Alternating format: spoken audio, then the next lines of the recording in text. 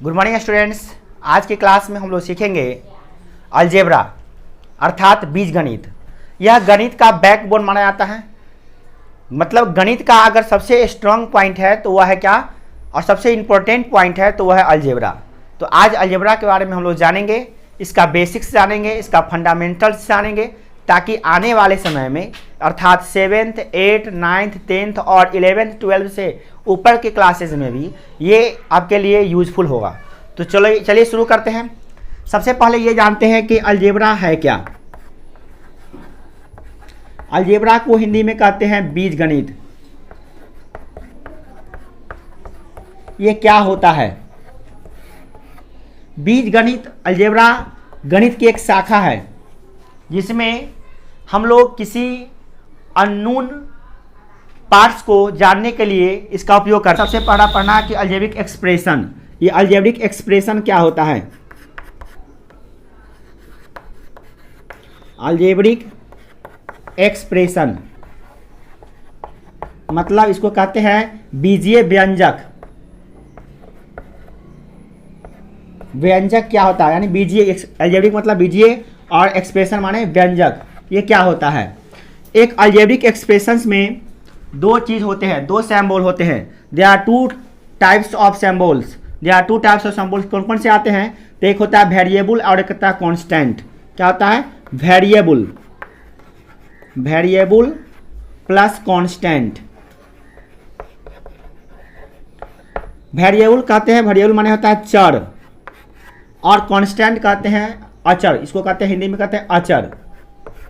चर और अचर का मतलब कि जो सम्मिलित रूप है उसको हम लोग कहते हैं बीजीय व्यंजक, बीजीय व्यंजक। ठीक है, अर्थात अंग्रेजी में कहें तो क्या कहेंगे?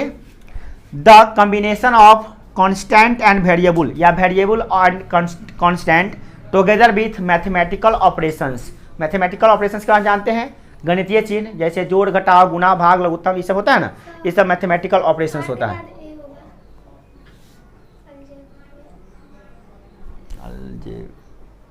कहाँ पे? कहाँ पे? यहाँ पे अलजेब्रिक ना अलजेब्रिक एक्सप्रेशन। तो यहाँ पे स्पेलिंग थोड़ा मिस्टेक था, अलजेब्रिक में यहाँ पे ए छूट गया था। ठीक है, तो देखिए यहाँ पे अब बात करते हैं अलजेब्रिक एक्सप्रेशंस की क्या होता है। तो अलजेब्रिक एक्सप्रेशंस होता है वेरिएबल्स एंड कांस्टेंट्स का मिला हुआ रूप है।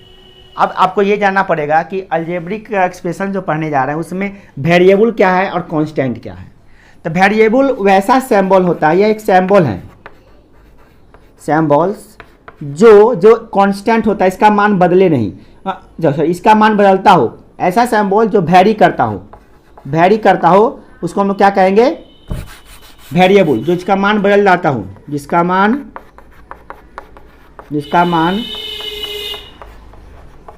बदलता हो, उसे क्या कहते हैं? वेरिएबल। और कांस्टेंट किसे कहते हैं?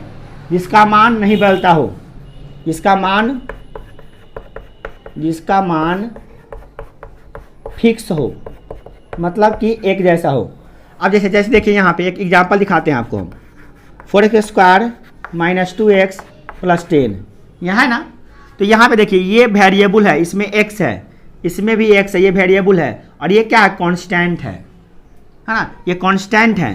तो इसमें क्यों ये वेरिएबल है? क्योंकि इसमें x के जगह पे कुछ भी हो सकता है, इसमें भी x के जगह पे कुछ भी हो सकता है, और ये कांस्टेंट 10 का मान तो 10 होता है। हम जब बोलते हैं 10 पेन्स तो आप समझ आते हैं 10 कलमें, यानी कलमों की संख्या कितनी है? फिक्स है 10।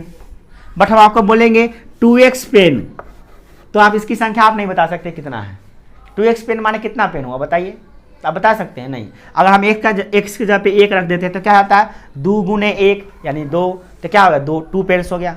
अगर मान लिया 3 रख देते हैं तो क्या होगा? 3 × 2 = 6, 6 आ गया तो 6 पेन्स हो गया। यहाँ पे x की जगह पे 4 रख देते हैं 4, तो 4 × 2 = 8, तो 8 पेन्स हो गए। कहने का मतलब क्या है? यहाँ पे x का मान बदलेगा तो पेन्स की संख्या बढ़ जाएगी, परंतु 10 में क्या कहते हैं? 10 तो फिक्स है। तो ये इस तरह से हम समझ गया कि ये जो एक्स वाई वाला होता है ना वेरिएबल में, एक्स वाई जेड या ABCD का कोई भी लेटर होगा, ये सब होता है वेरिएबल। और जिसमें ABCD नहीं होता, जिसका मान जैसे कोई प्राकृतिक संख्या या पूर्ण संख्या हो, होल नंबर हो, जैसे 1 2 3 4 5 ये सब रहता है, तो हम कहते हैं कि उस कांस्टेंट टर्म है। ठीक है, तो आप समझ गए कि ये कांस्टेंट और बंद होते रहता है एनी टाइम, ठीक है। तो अभी हम लोग क्या सीखे कि अलजेब्रिक एक्सप्रेशन क्या होता है, अलजेब्रिक एक्सप्रेशन कैसे बनता है। तो ये अलजेब्रिक एक्सप्रेशन बनाने के लिए आपको क्या चाहिए, दो सिंबल चाहिए, एक वेरिएबल्स और दूसरा चाहिए कांस्टेंट, ठीक है। वेरिएबल और कांस्टेंट को मिला देंगे तो क्या बनेगा, अलजेब्रिक एक्सप्रेशन। कैसे मिलाएंगे, मतलब तोड़ मोड़ के नहीं मिलाना है, यहाँ पे मिलाना है किससे, यहाँ पे देखिए घटाओ यानी सब्सट्रैक्शन के साइन द्वारा, ऐड के साइन द्वारा, मल्टीप्लिकेशन का साइन, ये होता है ना, ऐड, सब्सट्रैक्शन, मल्टीप्लिकेशन, डिवीजन, ये सब मैथमेटिकल ऑपरेशन कहलाता है। मतलब इसको आप बीच में लगा के इसको मिला देते हैं तो ये बन जाता है क्या, अलजेब्रिक एक्सप्रेशंस, ठीक है। तो अब रोक दीजिए। तो अभी हम लोगों ने सीखा कि अलजेब्रिक एक्सप्रेशंस क्या हैं। अब हम लोग जानेंगे कि अलजेब्रिक एक्सप्रेशंस कितने प्रकार के होते हैं। तो जैसा कि आप देख रहे हैं यहाँ पे types of algebraic expressions. Algebraic expressions mainly जो होते हैं 5 टाइप्स के होते हैं, 5 प्रकार के होते हैं। पहला है मोनोमियल, दूसरा है बाइनोमियल, तीसरा ट्रिनोमियल, चौथा क्वाड्रिनोमियल और पांचवा होता है पॉलिनोमियल, ठीक है। मोनोमियल का मतलब होता है एक पदी, जिसमें एक पद हो, ओनली वन टर्म्स। मोनोमियल किससे कहते हैं, ओनली वन टर्म्स। जिस अलजेब्रिक एक्सप्रेशंस में ओनली वन टर्म्स होंगे, एक ही पद होंगे, उसे हम लोग कहते हैं मोनोमियल, यानी कि एक पदी बीजीय व्यंजक। बाइनोमियल, इसको हिंदी में कहते हैं द्विपदी बीजीय व्यंजक, जिसमें 2 टर्म्स होंगे, अर्थात जिसमें 2 टर्म्स होंगे, 2 पद होंगे, उसे कहते हैं द्विपदी बीजीय व्यंजक। और तीसरा है ट्रिनोमियल। ट्रिनोमियल का मतलब होता है जिसमें 3 टर्म्स होते हैं, मतलब कि त्रिपदी बीजीय व्यंजक जिसमें 3 टर्म्स होते हैं।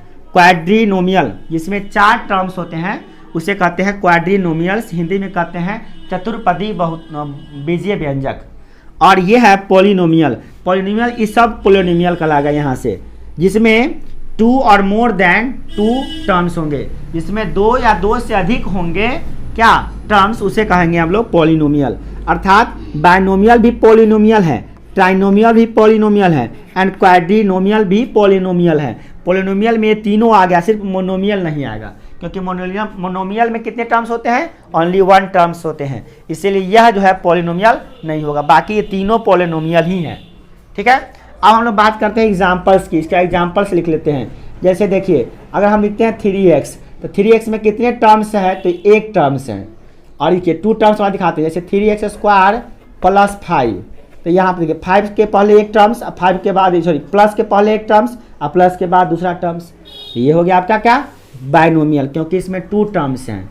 3 टर्म्स मतलब कि जिसमें 3 टर्म हो, तो 3 टर्म हो, जैसे देखिए यहाँ पे हम लिखते हैं 3x² + 4x और +10, तो इसमें देखिए प्लस के पहले 1 टर्म्स, फिर प्लस के बाद दूसरा टर्म्स, फिर इस प्लस के बाद तीसरा टर्म्स, 1 2 3 टर्म्स है, तो इसको कहेंगे ट्रिनोमियल, त्रिपदी बहुव्यंजक बीजीय व्यंजक, क्योंकि इसमें 3 पद हैं, ठीक है।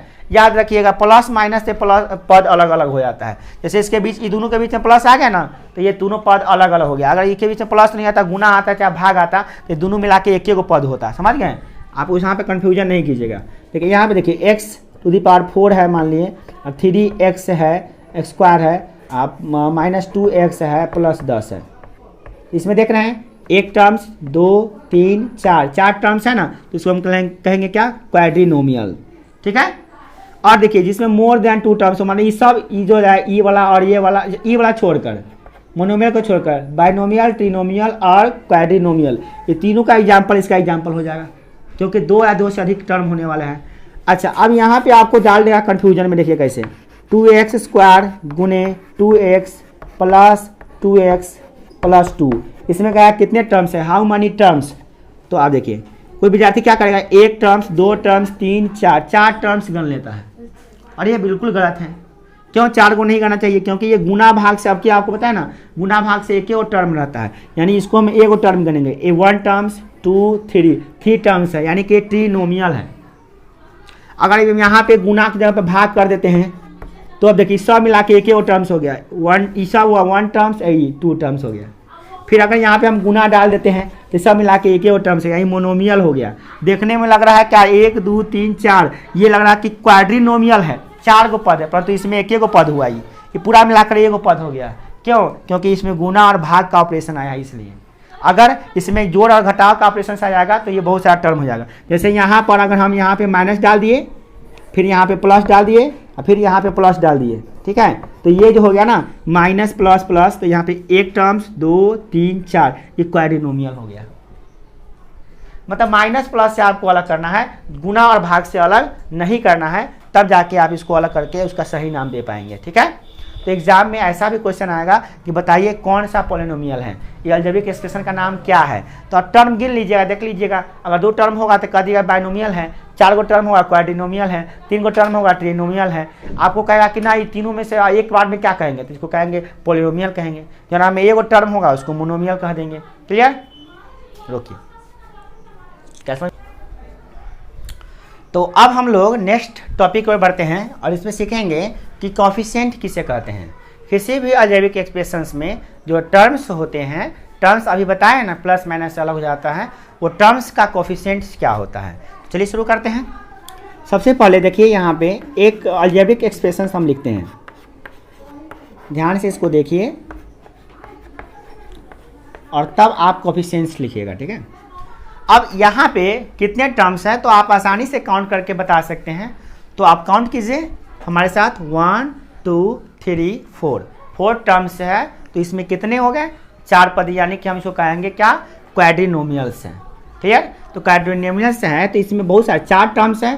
तो इन 4 टर्म्स के बारे में हमको बताना है, ठीक है। कि टर्म्स के बारे में अगर बताते हैं तो ये एक टर्म्स ये, एक टर्म ये और एक टर्म्स ये और एक टर्म ये है। तो ये तो कॉन्स्टेंट टर्म है, आपको पता है। जिसमें एक्स वाई जेड वाला कुछ रहता है उसको कहते हैं वेरिएबल टर्म्स, ठीक है, यानी कि चर पद। तो ये सब चर पद हैं। ये क्या है? अचर पद, यानी कि कांस्टेंट है ना। तो अब आप इस कब का कोफिशिएंट लिखिएंगे। जैसे आपको कहेंगे कि कोफिशिएंट ऑफ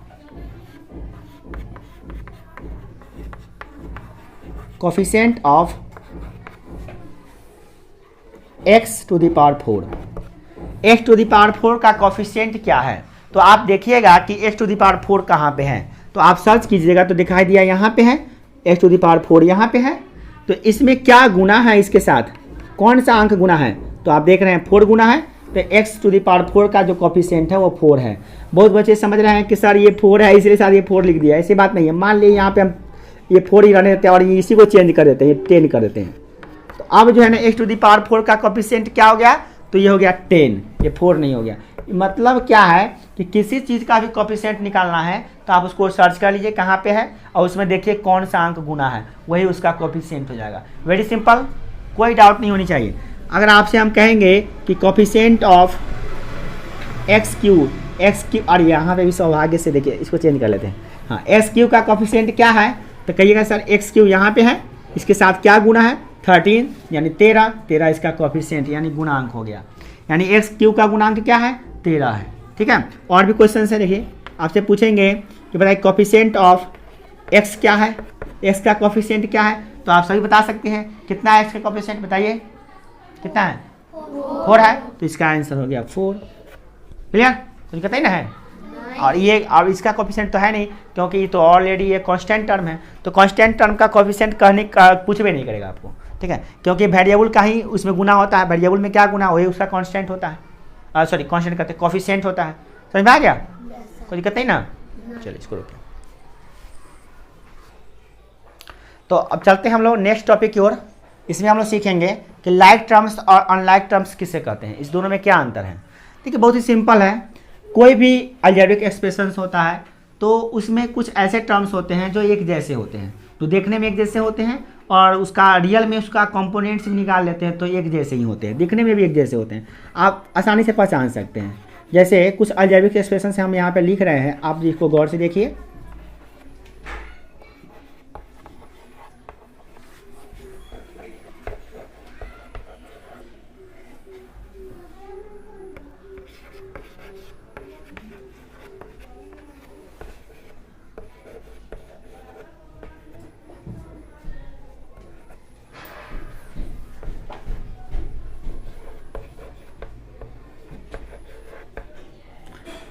यहाँ पे कुछ टर्म्स यहाँ पे लिखा हुआ है, ठीक है। आपको ढूंढना है कि कौन ऐसा टर्म्स है जो एक जैसा दिखने में लगता है। मतलब उसके एक के जैसा उसका कंपोनेंट है, उसका कोफिशिएंट अलग अलग हो सकता है बट उसका जो वेरिएबल है एक के जैसा होना चाहिए।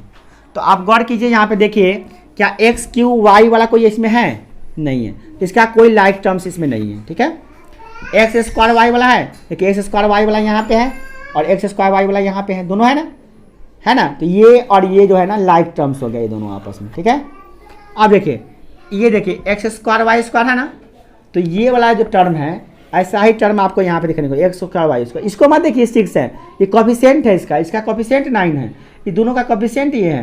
तो ये क्या हो गया, ये टर्म्स और ये टर्म्स जो आपको सर्किल में घेरा गया है वो लाइक टर्म्स हैं, ये इसके लाइक टर्म्स हैं।